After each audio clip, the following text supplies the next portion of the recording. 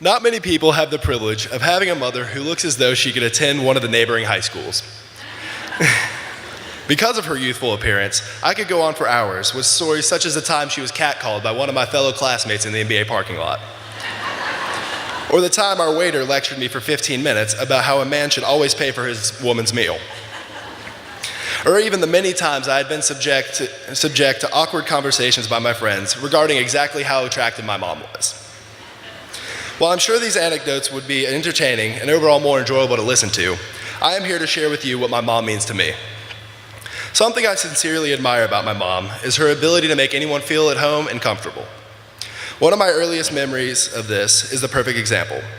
I was young, about 5 or 6, and my mom decided she was going to take me out for breakfast before my first day of school. Because it is one of my favorite places to eat, we stopped at Cracker Barrel. We sat down, ordered our food, and began to talk about the upcoming year and what it had in store. About halfway through our meal, she looked over and saw an old man eating alone and looking very solemn. Upon seeing this figure, my mother stood up, walked over, and invited the man to sit with us. The man reluctantly said yes and came to sit down next to me at our table. We began to talk and learned that the reason he looked so down was that he had recently lost his wife and how it had been a weekly custom for him and her to frequent that Cracker Barrel and eat breakfast together. Hearing this story, my mom began to work her magic and started to talk to him about his history and fond memories of his wife. By the end of the meal, the man was laughing heartily and heavily insisted that he pay for our meal. In response to this offer, my mom paid for his meal while he was in the restroom. When he returned, he began to tear up and embraced my mom in a heartwarming hug. This memory is very dear to me, and I hope every day to be like the person my mom showed me she was that day. What I admire the most about my mom, however, is her endless love and support for me. I know that no matter what, I can come to her with any problem, concern, or favor, big or small, and she will help me get through whatever situation I am in. From the time I first set foot on an athletic field when I was 3 until now, one can always find her in the stands cheering me on until she is blue in the face. Despite many years of watching me play and having countless copies of How to Play Whatever Sport for Dummies littering her bedside table, she still has very little clue about exactly what she is cheering for. But she does not let this handicap stop her from being the loudest person in the crowd. And despite everything I have put her through, she has always been by my side in every decision I have ever made, even the ones she has heavily advised me against. Mom, I know I don't say this enough, but I sincerely appreciate everything you do for me. You're the perfect role model, and I am amazed at the extensive influence you have on every single person you meet. If I can turn out to be half the person you are, I know I'll have an amazing impact on the world. And I want you to know that no matter what, I'll always be your baby boy. I love you, Mama.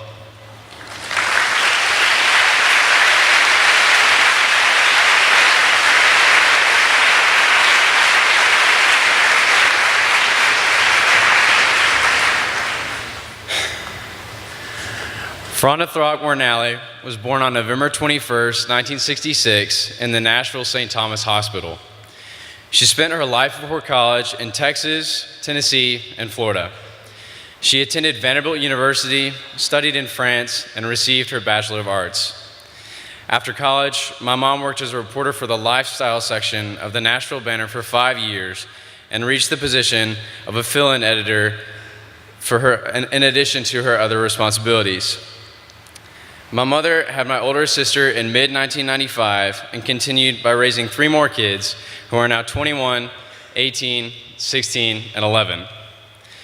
While helping at home with the kids, my mother also wrote articles, 2 books, and many children's songs.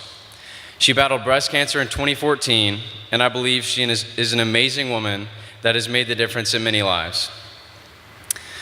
While all these accomplishments and experiences define a large part of who my mother is, I have gotten to know a different Rhonda Alley.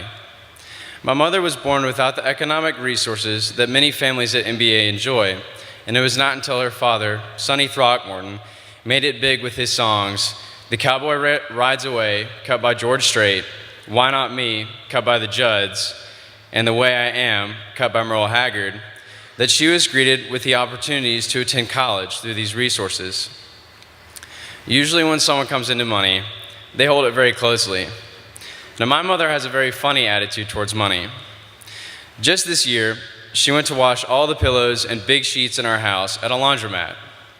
My older sister, with her firstborn attitude, requested to know the amount of money that was spent, and my mom casually said, "Oh, just $350. I immediately burst out laughing, while my little sister chimed in with my older sister to say, "Mom, what in the world were you thinking?" My mom chuckled and said, "I guess I wasn't." My sister's struggle to comprehend such an action continued for around 30 minutes, until my mom said, "You guys, I'm totally kidding. It was $35. My mother has always been more than willing to give money when it's asked for, no matter how much it is. In addition, she has learned that money is material and doesn't lead to happiness, which is an understanding and appreciation of her pure joy in life. Adding to her daily happiness, my mother loves to sing. I have yet to meet a musician who can so easily harmonize with another singer while never having any musical training. She has performed at countless venues with her sister Debbie, her father, or by herself. When my siblings and I were younger, we used to take for granted her singing or our music lessons.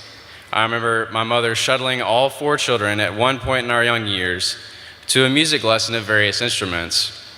Through these actions, my mother single-handedly gave all 4 children opportunities in music that would not have been possible without her commitment to our development. The culmination of these efforts came together at my paternal grandmother's funeral, at which my older sister, my mother, and I sang "Be Thou My Vision" together. I remember the peace of the moment and the joy of Mary and Allie's life being felt. I've continued to sing since that moment, and like my mother, find peace in releasing the day's events in a passionate noise. In addition to her joy in music, my mother also laughs, a lot. Whenever a situation is sad, awkward, slow, crazy, or just flat out bad, my mother is able to bring smiles to everyone's face. My mother and I laugh a lot, and that is the side I love about her the most. Let's be honest, MBA and life are demanding and difficult, emotionally, physically, and in every other way. I remember dark times in my life. My mother was there by my side to make me smile. One day in 10th grade, I came home and everything that could have gone wrong that day did. My mom asked me how I was, and I just burst into tears. Within 20 minutes, she had me laughing and smiling all over again. Another facet of her humor was shown when I was around 6. My older sister was 9, and my younger sister was 3. We had to take naps every day, but usually we would just play or read in our beds instead. Unfortunately, that day we got the brilliant idea that we should see if our mother was actually asleep. We snuck around the corner into the den, had my older sister peek around the corner, and then passed along the word that she was indeed not there. She jumped around the corner and screamed, "What are y'all doing?" My older sister peed her pants. My little sister started crying, and I fell over. I was so scared. My mother's humor is never the same, but she is always very loving. In 2014, this picture all changed. My mother was diagnosed with stage 2 breast cancer, and while it was contained, it was very aggressive. She underwent a mastectomy and around 6 months of intense chemotherapy. The scariest part of that trial was that for the largest part of a year, my mother's presence was not felt in the house. My mother was there, but the physical and mental toll prevented her from being herself. During the summer, I remember sitting on the couch as quietly as I could next to her as she slept. A single murmur, and I would be on my feet, ready to do anything. My mother meant the world to me, and still does today. Guys, love your mothers. They won't always be around, and I was able to see what my life would be like without my mother, but luckily I got to see her beat cancer and continue being the awesome person she is. Her determination and commitment to our family is a song that I will always cherish. Mom, you're one in a million. You've made me the man I am today, and I could not be more thankful or proud of you. And as long as I'm living, my baby you'll be.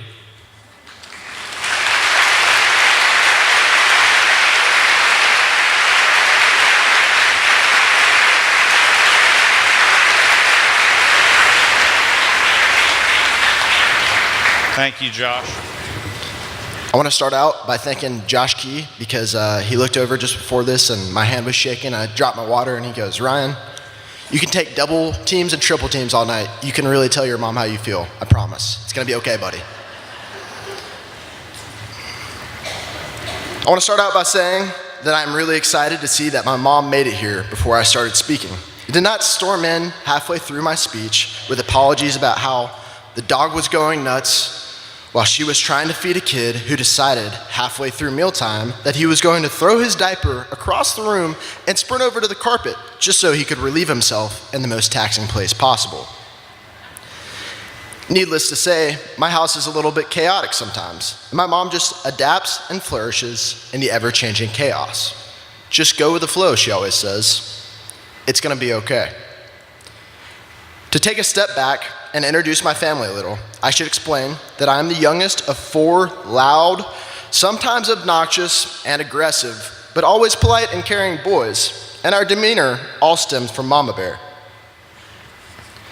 The person who taught me to throw a baseball foul out of every basketball game I ever played, and never put something down until I put maximum effort in. This person is my sweet, God-fearing Southern Baptist mama. You might recognize her as the fireball woman on Friday nights, who somehow just never gets kicked out of the games despite having undeniably the loudest chanting of mostly repeatable comments, generally directed towards the ref. Her favorite was move the chains because they didn't know how to. All jokes aside, my mom has a special power, as I said, to give perspective. Just when you think the sky is falling, bam, she hits you with, it's gonna be okay, or you know what the Bible says about this. And then the amazing part is, she proceeds to calm you down and helps you to problem solve and troubleshoot, all while throwing jabs of tough love to keep you from feeling too sorry for yourself. It really doesn't matter what the problem at hand is. She always stops whatever she needs to be doing so she can help you. Every family goes through some tough times, and mine is no exception. But unfortunately, not all families are able to stay together throughout these tough times. In 2001, one of my mom's tough love jabs ended with my oldest brother shipping off to military school in Virginia. After the atrocities that September and the completion of his senior year, my mom welcomed my brother home, quickly to find that the ink of my brother's signature on a contract with the Marines for enlisted infantry was just drying. A year of boot camp at Parris Island later, my mom held my 3-year-old hand as my 19-year-old brother deployed to Fallujah, Iraq. I'm sure my mom wanted to break down and do nothing but wallow. But she didn't, because she still had a 3-year-old that needed PB&Js made, an 8-year-old who still needed a ride to football practice, and a 15-year-old who needed to be taught how to drive. My mom constantly sent my brother care packages with loving updates about what was going on at home. To my mom's despair, Gabe would relay the atrocities of war that he was witnessing, like how he was under nonstop fire from the day that they choppered in till the day that they left, or how one of his first assignments was to collect the remains of some fellow Tennesseans who hid an ID. My mom used her tried and true method of praying whenever she thought about him. When Gabe came home, shocked and broken-spirited, he came home to my mom's open arms. Not too long into my brother's leave, he was in a very serious motorcycle accident in which he shattered his shoulder, and because of this was placed on a respirator. My mom was informed he would likely never walk again. It took many months for my brother to recover and regain his focus in life, but my mom was always there for him, as she is for all of us. And now, he is happy, fully healed, and leading a successful life with his vibrant wife. This scenario is just one example of the many emotional, personal, and practical challenges my mom persevered through and kept us all together through. Being the youngest child, and having observed the challenges that my older 3 brothers faced and their successes, I had all the benefits of my mom's experience. For me, she was always my coach, driver, friend, and mentor. She always transported me somewhere, be it to 5-year-old Blaze football, Little League baseball, and all the practices and training in between. She always got me there, sometimes in semi-crisis mode, but always made sure that I arrived. My mom loves to travel, And as always, she takes me to enjoy and learn. Although I don't remember every place, I've seen the pictures of my mom laughing while my brothers dragged all of us into the fountain in front of the Louvre in Paris.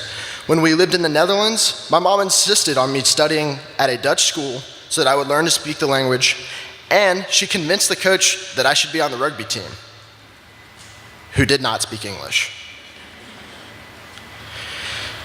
She was at every game, rallying me and my new Dutch friends. And in Haifa, Israel, she made sure that I both learned to speak Hebrew and played in a high school American football league. Again, no English. We went to China and walked the Great Wall together. We have spent countless hikes together in national parks, even dragging along my father, who is deathly afraid of heights. While at NBA, my mom was at all the games and wrestling matches, and she made sure that our home was always welcoming to my friends, even for 5 separate after parties for both homecoming and prom, 2 of which while our house was on the market. She also managed a marathon cross-country tour of colleges and football camps for me, and even supported me when I ultimately decided not to pursue college football. I know that as I enter the next chapter in my life, you will only be a phone call away. I have no doubt that if I asked you at any moment, you would drop whatever you were doing and fly down and see me. Your 4 sons are your greatest accomplishments, and you have made us the happy, loving, and successful men that we are. You have willed your 4 boys, 2 daughter-in-laws, 3 grandchildren, and husband to be very close, and you have positively impacted every person that you've interacted with. You always have been and always will be my greatest supporter, coach, and friend. I love you, Mom.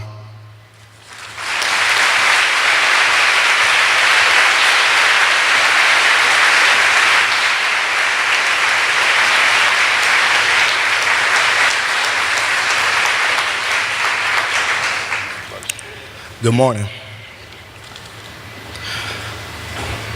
There's no love like a mother's care, commitment, and selflessness.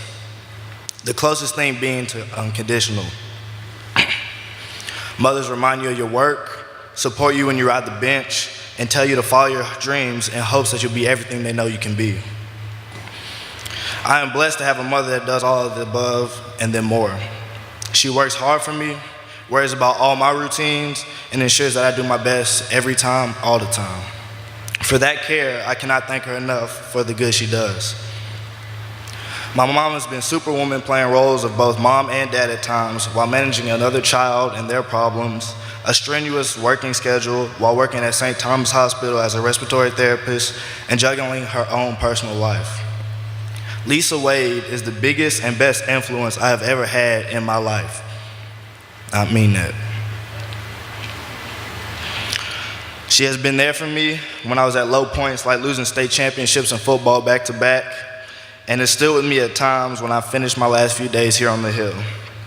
She cooks a delicious breakfast sandwich. It's hot, it's good.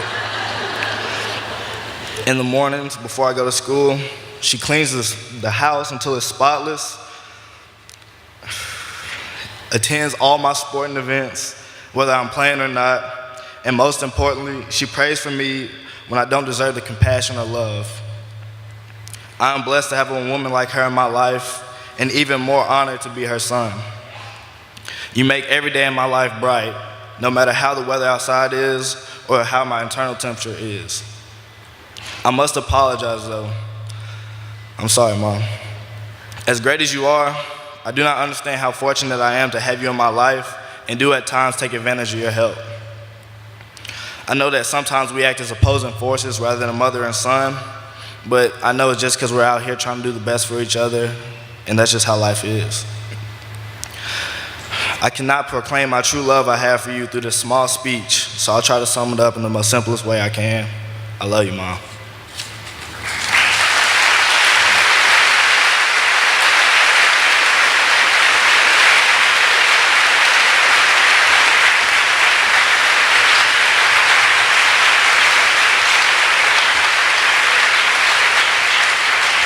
Be a problem if either of us had a hobby that wasn't annoying the other to the core. My mother bothers me with her random outbursts of song and laughing at her own terrible jokes. And I get on her nerves with my constant sarcasm, cynicism, and blatant unwillingness to engage in conversation whatsoever. All of those are faults I openly admit to, but I don't see myself changing anytime soon. Despite our many friendly and jovial arguments, there is not a woman on this earth I would rather have as my mother. Amy has always been my yes man in the sense that she's always allowed me to pursue my passions and stood by me 100% regardless of what it was. She has always been my number one fan and source of support. She's always been a selfless woman, and that's a quality of hers I often take for granted. Amy has also always been a favorite of my friends. Our house has many a time become the hangout after football games and other events.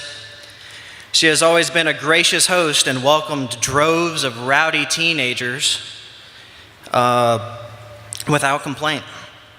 I attribute everyone's affinity to her partially to her cooking. She's a great cook, and if you take one look at me, you'll notice I'm eating pretty good. My mother has always been selfless for my sister and me. She always makes sure we are well provided for. She has always been a hard-working dental hygienist.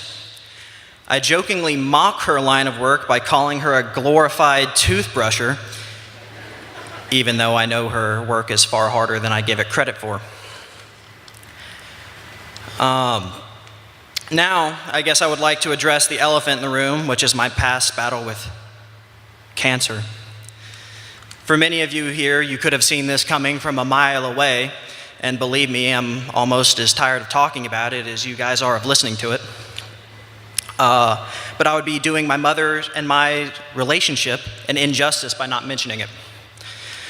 Prior to my diagnosis in 2015, our relationship was what one would have typically expected between a mother and a son.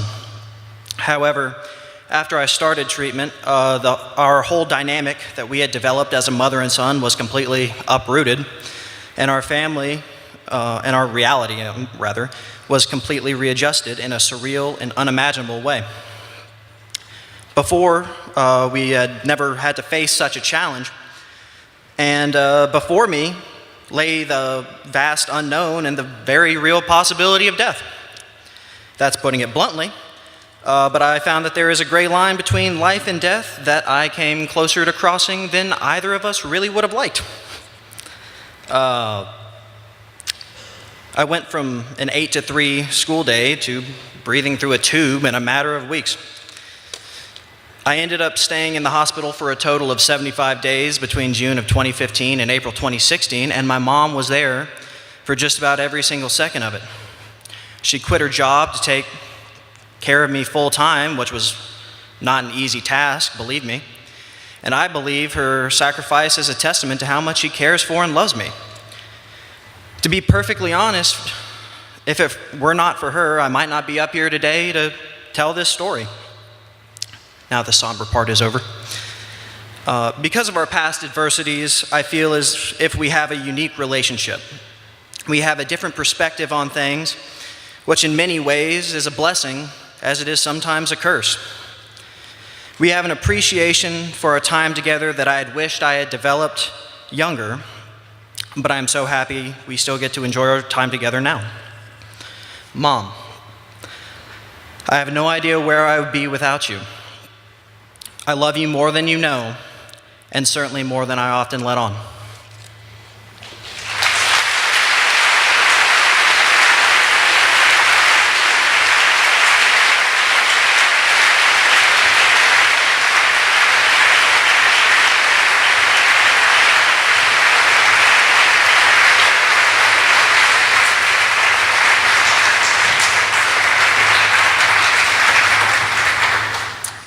So I'll start out by saying that I also tried to do the whole, this was a complete surprise approach to speaking to today, but I'm pretty sure that my mom has known about this for a long time and has just been kind enough to not let me down.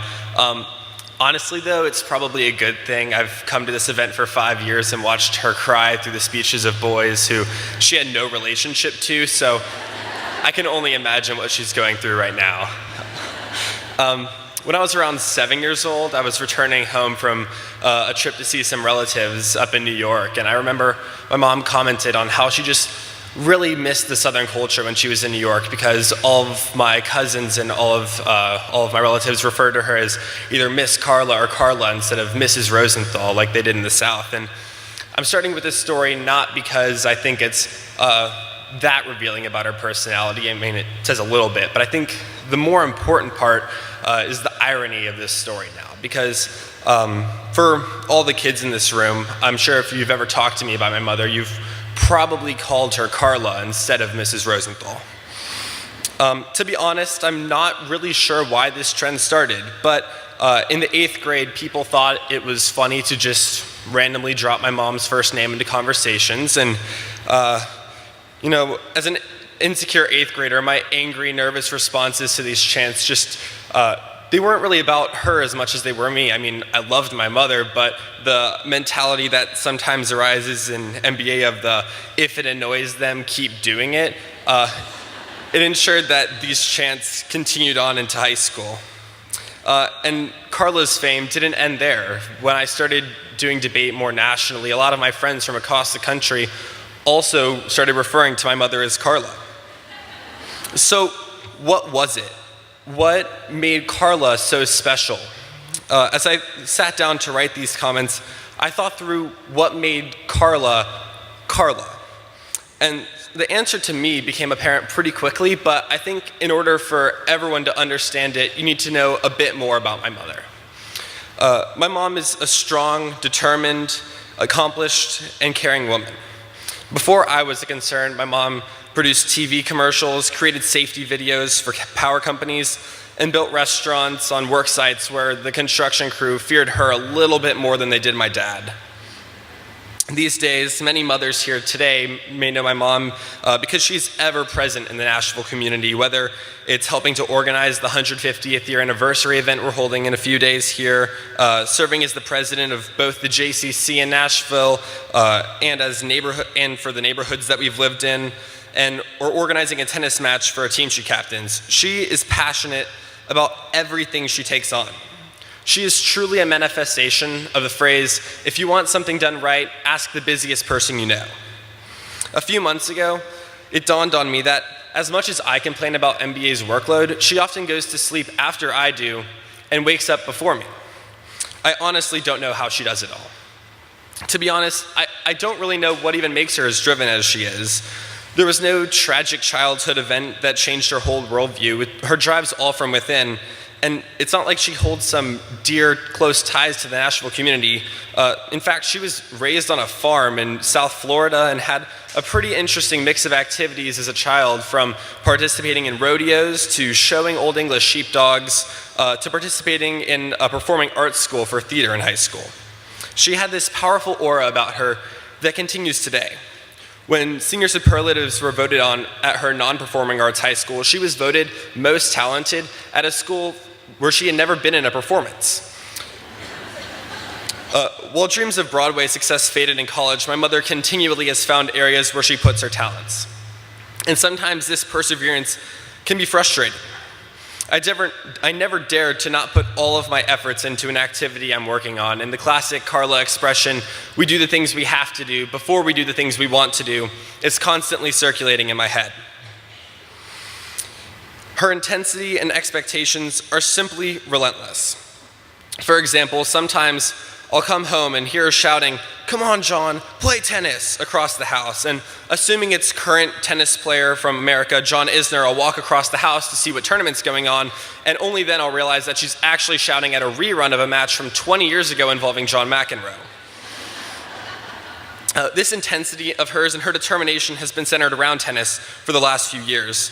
She took up the sport after a running injury and figured that we should start the new sport together. And so for 6 years, it had been perhaps the largest part of our lives. And so when I decided to quit the tennis team my junior year to focus on debate, I was understandably worried about what my parents would think. I mean, so you can get a better understanding, my parents had never seen me debate. They didn't really know what debate was, in contrast to tennis, where my mom could go to tournaments, watch me practice, watch me play, practice with me even, and probably had a better understanding of what was going on at times than I did. I even played tennis left-handed because she was left-handed and I wanted to play like her. But when I announced my intentions, while there was some initial pushback at the thought of me outright quitting, my mom fully supported my decision, even though I knew it was tough for her to let go of maintaining tennis as the main family activity. And this support from my mother is nothing new. All of my accomplishments over the past 10 years, no matter how big or small, have been documented on Facebook, and I'm pretty sure there's going to be another post in about 30 minutes. I remember once my mom lamenting about how she thought it was creepy that all of my friends liked all of her posts on Facebook, and I had to agree, but I pointed out that if she didn't tag me in all of her posts, then they wouldn't be able to like them in the first place. Joking aside, despite all of these incredible achievements and talents of my mother, I think this support is truly what makes her so special, and it's why everyone knows her as Carla. It's our closeness that distinguishes her among other parents and creates this aura around her that led two of my debate friends independently to claim that Carla was debate famous. By the time I got to debate camp before my junior year, despite not knowing many other campers, they all knew who I was because my mom tagged me at every stop in our drive up to Michigan. Through my peers seeing this continuous stream of posts by Carla Rosenthal, the legend of Carla was born, and I couldn't be happier. Despite her full support of my shift to becoming a debater, that transition away from something we had shared such a close relationship over did result in a few tears being shed.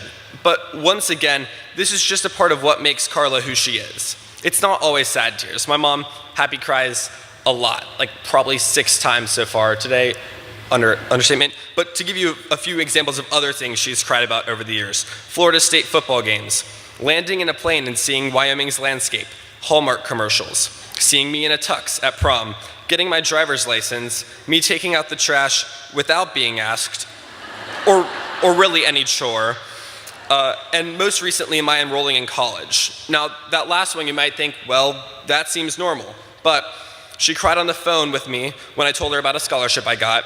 She cried when she got home after having that phone conversation with me. She cried in the car immediately after that on the way to dinner. And once we were in the restaurant, she probably cried about twice more.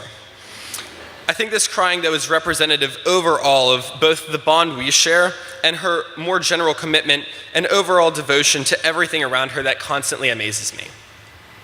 Everyone sees through the countless Facebook posts, tennis tournaments over the years, and the tears that her support for me is unending no matter what I venture into, and I hope that this bond is something that everyone can share with their mothers. I love you, Mom.